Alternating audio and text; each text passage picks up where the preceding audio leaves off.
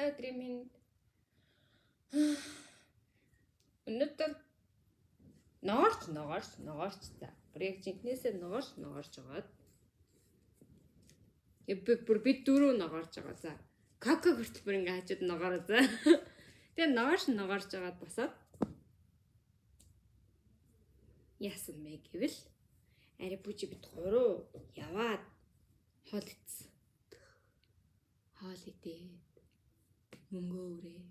Гэтэ үнэхээр харамсахгүй байна гэж бол хэлж чадахгүй. 3 хоол захиалсахгүй юу? Тэр 3 хоолных нь 2 нь дайггүй. Нэг нь амар гоё, нэг нь дайггүй, нэг нь байсан за. Бүр тэгээ бид бүр үлдээс гарч ирсэн. Гонхтой байна. Тэгээд тийм учраас яг ингээд 75% жоохон харамсал яваад байгаа. Биш 33% харамсал жоохон явж байгаа. Гэтэ ер нь дэжгүй айгуу гоёс.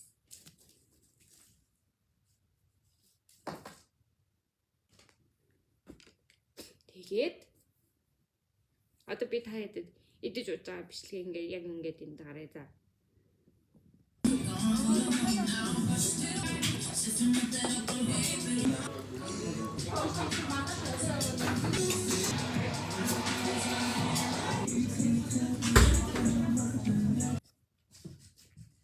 Яг сайн шиг идэж уусан.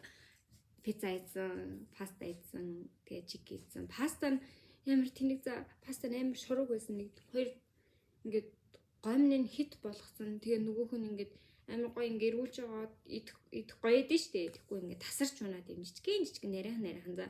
Тэгсэн амар их тостой. Ийм крем нь тэр чигээрээ тосон доороо ялгарсан ч гэх юм уу. Битгүй ямар ч гэсэн амар сонир муухай байсан. За нөгөө пицца нь бол амар гоё байсан. Тэгээд чикен үнэхээр гоё байсан. Тэгээ амар гоё нэгтэй за. Ингээл зөв чин гэрэл унтраагүй гэдсэн. Тэгээ яа ингээ харанхуй зогсож байгаа бол чи эднийх нөө special order гэдэг уух юм нь ингээ уух юмныхаа хажуултаа нэг юм шатдаг юмтай тэрийг ингээ хасааж өгд юм билээ л дээ.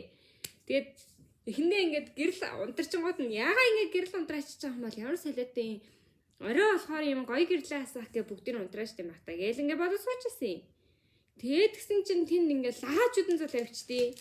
Тэгээ ингээ харс чинь нэг залуу нэг охин хоёрын ширээн дээр ингээ галгараад байгаа байхгүй юу. Тэгээ би бодлоо. Найз охиндоо төрсөн өдрийн сюрприз ирж байгаа мэр гэж бодоод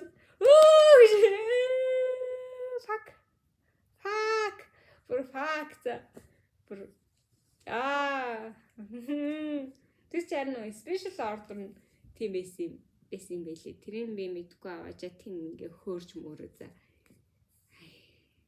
Энэ миний амьдралтаа хийжсэн хамгийн cringe тэгээд заримдаа унтахынхаа өмнө боддог 20 үйлдэлийн нэг болсон баха.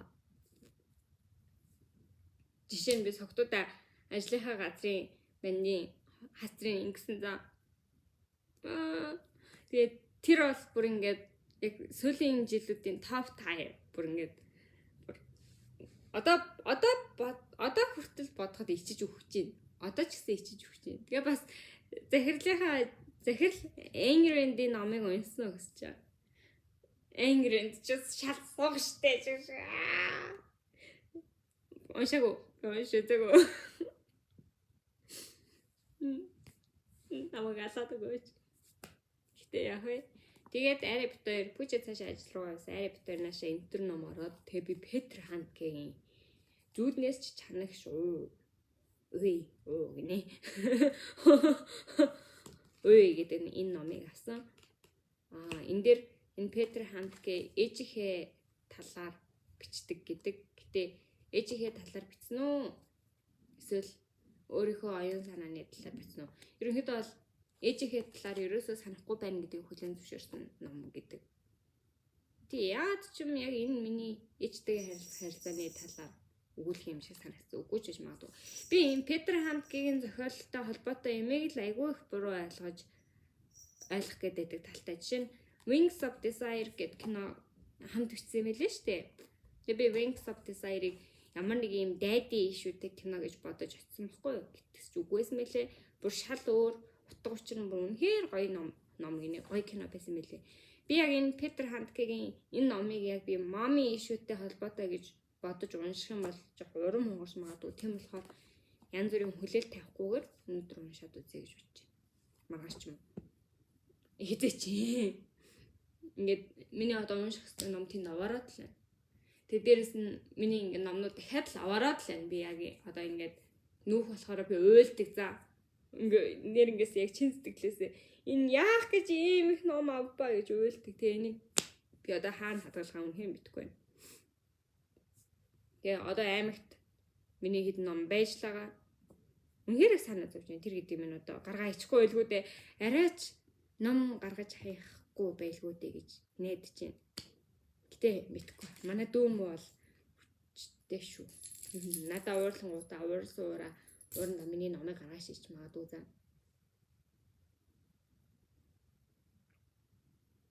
Гэтэ арайч ном гаргаж хаях хэмжээний хүн гэж арайч байхгүй байх гэж найдаж байна. Манай ээж мэж бас солиотой штэ юм аваа. Юм л бол аваач шатаачдаг за.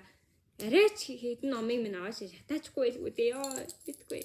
Одоо тийг шатаасан даж явах тий. Тийм бол яг хөө тэр донд дандаа бэлгийн ном байдаг за. Ер нь бол миний өөрөө худалдаж авсан ном нэлээд цөөхөн ийм айгу дандаа дурсамжийн номнууд байдаг.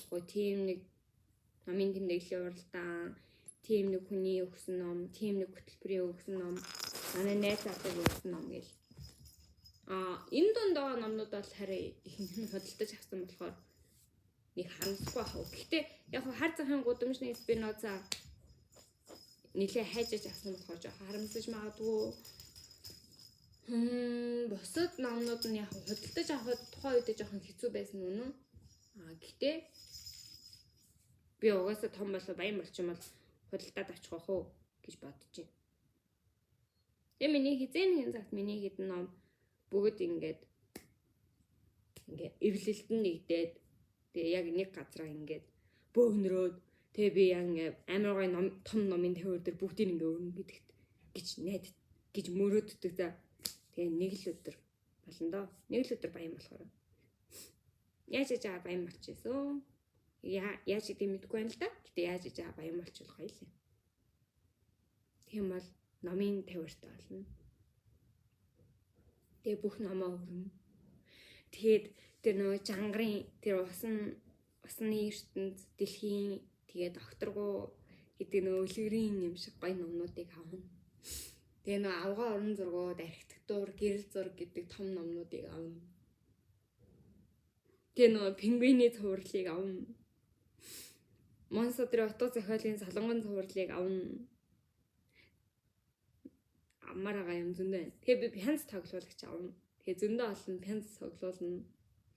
Тэгээ ингээд гэртээ ингээ амар гоё пянц дээр дуу тавиал нөгөөх нь ингээл дуграалаа. Ёо. Тэгээд би гоё ингээ зочны өрөөндөө штэ living room дээр амар гоё юм уйтгартай биш амар олон төрлийн гоё буудан тавина. Ийм цэнхэр өнгөтэй тийм бомбор буудан. Тэрэн дээр нэг 2 3 хүн суудаг. Тэгээ тэрэн дээрээ зөндөө олон дээртэй. Тэгээ энэ талын булан дээрээ яги ботой. Тэгээ яги богийнхаа хажууд амар том юм өндөр чийдэнтэй заяа. Тэгээ тэнгуэтлээ яг ингэж явж байгаад энэ талын болондоо болохоор ингээ ханаас дүүжлэгддэг юм савлууран юм дугуй ортой. Дугуй бодонтэй. Тэгэд эндээ юм сэтгүүлийн ширээтэй. Тэгсэн телевиз авахгүй. Тийм үү. Дэлчгэр тийм аягийн. Монитор юутай? Монитор илүү. Тэгээд тийм энэ талаа юм цагаан хан мантай. Тэгж амьдрах юм хэр хүсэж байна. Тэгээ мэдээж энэ ингээ амар том номын тавьртай. Эндээ гоё юм жижигхэн 90 хэвсэн зэртэй. Тэгээд ингээ ханаас ингээ орон гурам бол хан дээрээ ингээ тогтоочоод тэрүүний нас ингээ хатаас ингээ хадаад тэрийг ингээ ороод яг ингээ таазаар биш тааз ханны яг таазтай хэсэгт яг тийм юм оронготой. Тэгээд яг хамгийн садлын тэр болно да. Мангар том муурын таавартай за. Тэнд нь кака тоглоод тийж амьдрмаар байна. Тэм болохоор би баян болмоор байна. Тэгээд бас дуртай юм хийж амьдрмаар. Одоо хийж байгаа ажилдаа бас сэтгэл хангалуун байгаа л да. Яагаад гэвэл оройд ажилласаа бүрэн хөнгөрөх боломжийг олгодог. Гэтэ би ажил дээрээ үнэхээр дуртай юм хийдэг болчвол бүр ямар гоё вэ. Гэтэ яг миний үнэхээр дуртай юм яг юу болохыг би мэдэхгүй л байна л да. Жишээ нь би хүнтэй чалчих дуртай байж магадгүй, кино үзэх дуртай, ном унших дуртай, зураг дуртай. Тэнгүүт яг энэ бүхэн чинь яг мөнгө олж болох дуртай юмнууд биш шүү дээ. Тэгэхээр би яасаа мэдгүй нөө. Гэтэл зохиол бичээд тэргээрээ мөнгө олдог бол тий. Гэтэ бас тэнгууд нөгөө талаас зохиол бичиж тэргээрээ мөнгө олдог болох юм бол би яг зохиолч юм уу гэсэн мэдрэмж дүнзээ. Би яг газар дороос бисэн тэмдэглэл дээр гардаг шиг маш их хэмжээний мөнгө, маш их жоохон ямар ч гэсэн амь зуух боломжтой мөнгө ингээ өвлөж аваад манай хүн ингээ болондоо шигдсэн штэ.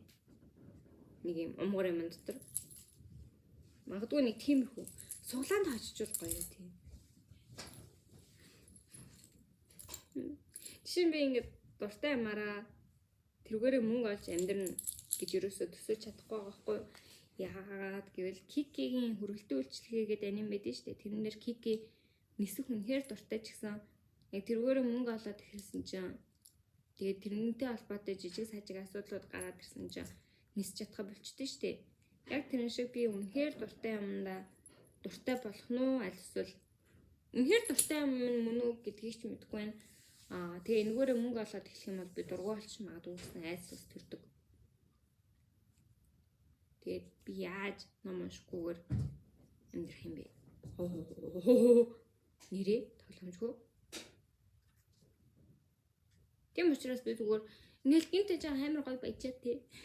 Тэгээ тэргээр ингээд өөрийн гэсэн гэр оронтой болонгуудаа тэргээр зүгээр идэж уух юм аваад тэгээл гой ном уншаал. Кино үзээл. Аним үзээл. Тэгэл хотлоо хүн захиал бичээл. Тэгээ хотлоо хүн зурж сурч мөрснө манга бичээл тий. Даач энэ амьдрал тийм юм байхгүй юм да. Аль эсвэл бүр амар гоё. Үнэхээр бүр тулцсан ядуу. Тэнгүүтлээ яг ингээд би ядуу зохиолч, ядуу зураач гэдгээр амьдрал тий. Миний ямар ч зураг зарагдахгүй байна гээл тэндээ сүргээ тусаал. Төв муу юу. Гэтэ эсвэл Японд тасна мангаканы туслах хийгээл тэндээсээ өөрийн мангаа гаргаад. Яа. Даанч энэ бүхэн маань ерөөсөө тэр чигээрээ зүгээр л миний мал адаптив daydreaming гэдэг за. Би энэ дээр ямар ч тийм үйлдэл хийдэггүй зүгээр л мөрөд хөсөлтөрдөггүй. Гонхтой. Тийм учраас 1000 мөрөд нэмэх юм да. Тэгэхээр 9-өөс 17 ажиллаа. Төр ямар ч гэсэн хийгээд би чи. Тэгээд нэг л өдөр учрна болох байх. Аз болоход энэ ажил маань надаас нэг хүч шаарддаггүй, нэг их амар чадвар шаарддаггүй. Тэгээд оройдоо ажилласаа бүрэн хөнгөрөх боломжтой байдаг. Ажил маань яг гоё юм цэгсэндээ ороод байж байгаа юм бол надад ямар ч асуудал байдаггүй. Зүгээр цэгцгүй байгаа нь уурын өмнөх үнэхээр хүрэгдэг. Тийм дэжгүй ажил. Тийм болохоор өдөрдөө ингэ явчих. Нэг өнөөдрийн чалчилт маань юм байла.